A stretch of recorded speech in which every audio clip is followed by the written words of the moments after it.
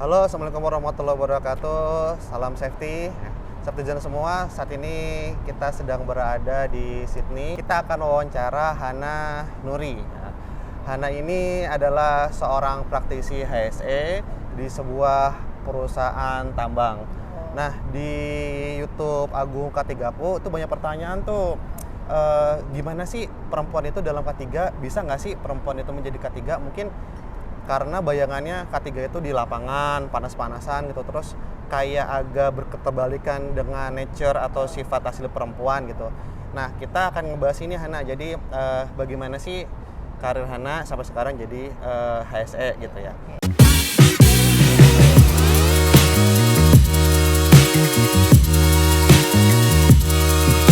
Hana, apa kabar? Baik. Oke. Jadi kita baru bertemu berapa hari? Udah berapa ya? 2 hari ya? 2 hari ya. Iya, betul. Alhamdulillah kita bisa ada kesempatan di sini ya gitu. Betul. Nah, Hana dari awal Hana itu sebenarnya punya keinginan masuk K3 nggak sih gitu? Dari mana Hana tuh muncul untuk yang tersebut gitu? K3. Sebenarnya kalau keinginan K3 udah dari lama banget ya kalau di aku. Jadi emang dulu pernah ada pengalaman juga, sebenarnya pengalaman hidup kali ya. Jadi waktu SMP tuh pernah melihat kejadian kecelakaan persis depan mata. Terus habis itu kayak memorable banget ya. Jadi kayak kepikiran gimana sih kita buat mencegahnya terjadinya insiden atau kecelakaan itu. Dari situ lulus SMA, cari-cari informasi, ternyata ada nih mata kuliah K3. Jadi dari situ aku apply, terus sampai sekarang alhamdulillahnya juga masih bekerja di bidang K3 sih. Oke. Jadi sangat trauma ya. Cuma Hana ini menyikapinya dengan positif gitu. Mungkin kalau beberapa orang jadi kayak apa nih terkait dengan sepeda, motor apa? Waktu itu ada orang naik sepeda motor, 2 orang, kebetulan nggak pakai helm juga, jadi jatuh. Terus kalau bisa bilang sih agak kelindes ya, untuk truk di belakangnya. Jadi mungkin kalau sebagian orang kalau nggak itu jadi nggak mau lagi naik motor, tapi Hana ini beyond that ya. Jadi bagaimana caranya agar kecelakaan tersebut nggak berulang lagi dan berkontribusi melalui jalur K3 gitu. Oke. Terus Hana mendapatkan kompetensinya sebagai K3 sebenarnya dari mana sih? Oke. Kalau cerita dulu, jadi background aku emang sarjana kesenian masyarakat, dulu ngambil peminatan K3. Nah, mulainya itu dari pastinya kuliah, habis lulus kuliah ngambil beberapa sertifikasi yang memang menunjang kita sebagai praktisioner K3, sehingga sampai sekarang pun untuk bekerja juga masih relevan sebenarnya. Karena nggak cuma kuliah, tapi juga kita sebenarnya harus ada sertifikasi yang mendukung. Oke, jadi lulus S1 apa SKM gelarnya? Iya, SKM masih SKM, belum SK3 kalau sekarang kan. Kalau kompetensinya bisa disebutkan sih apa aja? Oke, kalau kompetensi dari awal lulus itu awalnya adalah aku ngambil sertifikasi ahli K3 umum, terus habis itu setelah bekerja ngambil beberapa auditor, jadi kayak auditor SMK 3, kemudian lanjut dapat auditor ISO, terus habis itu karena aku kerja di pertambangan, kebetulan dulu itu aku dipercaya juga dari perusahaan, dinominasikan buat ngambil implementasi sistem manajemen keselamatan pertambangan sama auditor sistem manajemen keselamatan pertambangan. Selain itu aku juga ngambil beberapa sertifikasi lainnya kayak penunjang, contohnya kayak pengelolaan limbah B3, kemudian juga auditor sudah tadi, investigasi itu aku juga ambil, sama juga beberapa yang lainnya mungkin secara soft skill-nya ya. Jadi sebenarnya dia nggak terkait K3 tapi digunakan juga. Jadi contohnya adalah business intelligence analyst, data analyst kayak gitu. Jadi kalau sebelum Hana dapat kerja di perusahaan sekarang, itu apa sih training yang Hana tuh modalin sendiri? Kalau sebelum bekerja di sekarang itu beberapa yang modal sendiri sih. Contohnya kayak auditor SMK 3 itu aku biaya sendiri. Kemudian ahli K3 umum pasti ya? Karena auditor SMK 3 kan basicnya ahli K3 umum kan? Iya betul, itu sendiri juga. Investigator juga dulu aku ngambil sendiri juga sih gitu-gitu. Oke. Jadi itu nggak menjadi masalah ya ketika kita modal sendiri untuk mungkin posisi secara aplikannya itu lebih baik ya. Gitu. Dengar-dengar Hana mulai karir ini sebagai MT, manajemen trainee ya. Gitu ya. Nah itu kira-kira menurut Hana ya, manajemen trainee kan posisi yang sebenarnya diproyeksikan untuk menjadi top manajemen ya ke depannya ya. Nah menurut Hana apa sih yang menjadi hal istimewa buat Hana sehingga Hana bisa menjadi MT? Apakah tadi yang kompetensi itu juga berpengaruh? Oke, jadi kalau kompetensi memang sebelum masuk kerja itu kan sudah punya tadi ya ahli K3 umum. Cuman kalau yang alasan kenapa, kemarin saya pernah tanya juga ya, aku pernah tanya kenapa sih keterima MT, salah satunya adalah selain punya sertifikasi ahli K3 umum juga terkait pengalaman magang, terus habis itu juga kemampuan bahasa Inggris. Dan pada saat itu juga kita kan ada beberapa seleksi ya, jadi kayak seleksi focus group discussion, habis itu seleksi interview, wawancara, dan juga ada seleksi kita presentasi, analisa. Nah dari situlah mereka juga melihat apakah orang ini cocok tidak untuk dapat MT atau mengisi posisi. Untuk posisi MT ini di perusahaan sendiri itu spesifik K3 atau sebenarnya MT nanti akan muter gitu sih? Oke, kalau di awal aku berkarir sebagai MT itu memang penempatan terakhir adalah K3. Cuman kita dikasih waktu buat keliling atau putar ke beberapa departemen. Jadi walaupun aku K3, tapi aku juga ke departemen operasional, terus ke departemen HR, departemen SCM, departemen plan, main engineering juga dapat di situ. Jadi memang kita dituntut untuk tahu seluruh proses bisnis yang ada, dari semua yang dari bisnis ya, core bisnisnya maupun supportingnya sih.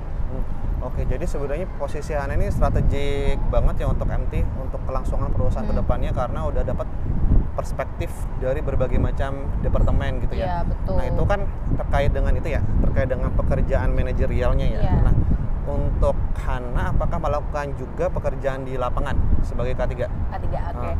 Sebenarnya ini cerita menarik ya. Jadi kalau waktu MT dulu, kebetulan itu memang kita mencoba seluruh posisi di K3 sendiri. Jadi kan K3 kalau dulu itu dibagi ya, jadi ada yang sistem, ada yang operasional.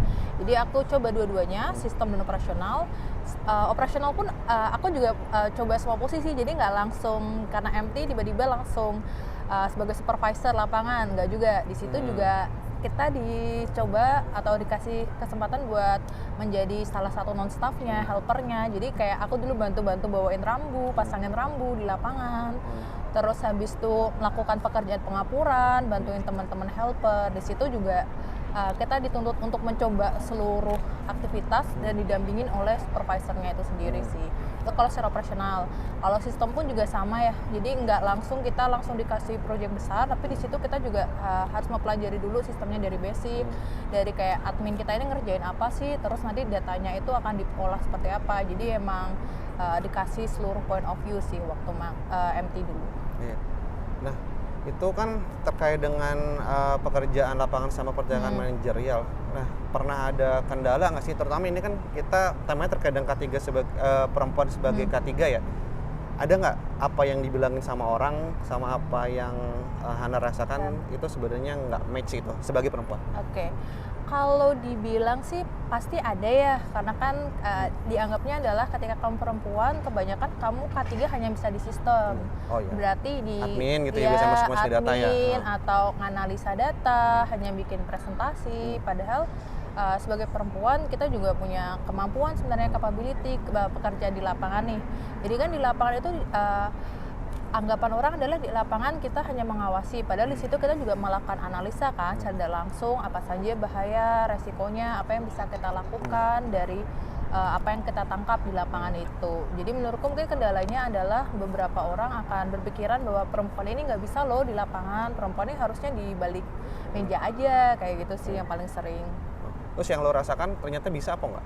Ternyata pasti bisa lah. Kalau menurut aku sebenarnya perempuan dan laki-laki itu kalau secara di lapangan tidak ada perbedaan ya, mungkin lebih ke arah persepsi ya beberapa orang. Dan menurut aku sih kalau semakin kesini sebenarnya sudah tidak ada sih persepsi itu, mungkin hanya segelintir aja sih. Iya. Sebagai perempuan ya, ini maaf ya mungkin pertanyaan terlalu offense ya. Kan ada beberapa apa ya, memang stereotip ya buat perempuan ya. Misalnya karena memang perempuan itu harus dapat siklus bulanan dan juga mungkin kalau memang memilih berkeluarga nanti pasti punya anak dan itu kan pasti akan meninggalkan pekerjaan. Nah itu pandangan lo gimana tentang itu? Kan nggak tahu lo melihat itu sebagai hal yang netral aja atau itu sebuah challenge buat perempuan? Oke. Kalau itu menurut aku hal yang netral ya, maksudnya dalam arti adalah memang nanti kan perempuan pasti akan ada masa di mana dia nanti akan hamil, melahirkan, ataupun kalau mens itu kan siklus bulanan ya. Cuman kalau mens sendiri menurut aku bukan halangan, karena kan memang dari semua perusahaan pun yang pernah aku bekerja selalu memberikan cuti menstruasi. Dan itu pun bisa kita pakai juga ketika kita emang kadang kan perempuan sakit ya pada saat mens, dan menurutku itu bukan halangan. Kemudian kalau untuk cuti melahirkan menurut aku ya dari perusahaan pun kan juga sudah memberikan ya sekitar 3 bulanan, dan menurutku itu bukan challenge juga sih sebenarnya, atau walaupun nanti itu akan kembali ke masing-masing personality sih ya, atau person. Oke. Kakak, kalau tadi kan terkait dengan challenge perempuan di tempat kerja nih, ada nggak sih, gue kebalikan nih, ada nggak sih kelebihan yang mungkin bisa diekspos oleh perempuan di K3 dibandingkan dengan pekerjaan laki-laki pada umumnya? Oke. Kalau menurut aku, kalau di perempuan itu kan dia gimana ya bahasanya ya. Tapi ini diskusi aja ya sebenarnya. Beberapa orang menganggap bahwa perempuan itu lebih detail oriented, tapi menurut aku pernah lihat juga cowok yang sebenarnya detail oriented sih, dan menurutku detail oriented itu mungkin trait personal ya, bukan trait secara gender, apakah dia perempuan ataupun laki-laki, karena bisa aja perempuan misal tidak detail oriented, bisa juga kebalikannya tadi ya, yang pernah aku lihat itu laki-laki detail oriented juga kok. Jadi kalau menurut aku benefit perempuan di bidang K3 adalah kalau karena aku dulu di tambang ya, kebanyakan adalah laki-laki. Ketika kita ngobrol, kadang kayak ngobrol biasa aja, kayak menegur ke orang, mereka itu tidak langsung defense, dalam arti kayak, Pak tolong helmnya dipakai. Kalau yang cewek biasanya itu perempuan dia kayak, oh iya Bu siap. Cuman kadang kalau laki-laki yang ngomong, kadang tergantung suasana hati kadang tuh, kalau lagi nggak enak tambah panas kayak gitu. Makanya kadang perempuan diminta untuk membantu juga ketika ada case kayak gitu sih. Ya, mungkin jadi teringat seperti ibu di rumah, atau bisa. teringat anak perempuannya negur gitu ya, jadi ayo udah deh, terima-terima aja gitu. Nah, ngomongin kelebihan juga ya, kalau kita perhatiin sebenarnya di kampus-kampus gitu ya, kalau kita coba fair gitu, survei di kampus-kampus, kayaknya kosan perempuan itu lebih banyak daripada kosan laki-laki. Iya nggak sih gitu? Mungkin salah satu yang membuat itu adalah perspektif di mana perempuan itu dianggap lebih rapih. Iya. Nah, menurut lo itu sebuah kelebihan juga nggak? Kalau iya, apa bisa diimplementasikan di K3 rapih itu? Iya. Kalau rapi itu pasti menjadi kelebihan ya ketika bekerja di bidang K3. Kenapa? Kembali lagi kan ya, ketika bidang K3 itu tidak hanya kita bicara secara operasional, tapi kita juga berfokus kepada sistem apa yang mau kita kembangkan supaya kita bisa mencegah terjadinya insiden ataupun kecelakaan. Nah, rapi di sini adalah ketika kita bikin sistem, nggak mungkin kan kita bikin secara asal-asalan, dalam arti kita nggak runtut nih, nggak rapi dalam baik dokumentasi, kita set up sistem dari awal sampai akhir. Jadi menurutku itu jadi sebuah kelebihan. Oke, Hana, terima kasih. Ada kalimat untuk mengencourage ya, mendorong perempuan untuk jangan ragu berkarir di K3. Oke, kalau dari aku sendiri, saat ini tuh untuk perempuan bekerja di bidang K3 itu bukanlah menjadi sebuah challenge ya ketimbang kita bandingkan mungkin beberapa tahun yang lalu, 10 tahun, 15 tahun yang lalu, di mana dulu memang kita agak khawatir ya ketika bekerja di K3 nanti seperti apa, apakah kita akan mendapatkan catcalling, apakah kita nanti cuman kerjanya hanya di balik layar doang. Tapi saat ini aku emang sudah melihat banyak sekali ya perempuan-perempuan di bidang K3 yang mereka bisa berkarir dengan baik, mereka bisa membuktikan bahwa sebenarnya kita juga bisa sama nih kesempatan yang didapat antara laki-laki sama perempuan sih. Jadi jangan khawatir, buat teman-teman yang dengan K3 masih banyak peluang yang bisa dieksplor. Oke, makasih Ana. Buat gua sebagai laki-laki sih melihat perempuan di dunia K3 itu sama sekali bukan masalah, karena memang untuk staf gua sendiri itu banyak sekali perempuan, dan gua melihatnya tuh antara perempuan dan laki-laki itu bukan satu atau dua gitu, bukan perempuan satu atau laki-laki dua ataupun sebaliknya gitu. Buat gua nggak ada yang lebih tinggi, nggak ada yang lebih rendah. Gua melihat perempuan dan laki-laki tuh kayak warna aja gitu, antara merah, biru. Ya senetral itu aja, jadi nggak ada yang lebih unggul antara merah atau biru, tergantung meletakkannya di mana aja, apa sesuainya di mana, seperti itu. Dan yang perlu kita ketahui untuk Dirjen K3 ya, Dirjen K3, jadi orang nomor 1 K3 di Indonesia sekarang adalah Bu Dr. Hayani Romondang, betul ya, dan beliau adalah seorang wanita yang memimpin implementasi regulasi K3 di Indonesia. Jadi Safetizen semua itu adalah perempuan di dunia K3. Kalau Safetizen merasa bermanfaat, jangan lupa di like, kemudian di subscribe, dan kalau ada pertanyaan jangan lupa di komen. Gua Agung K3ku, salam selamat.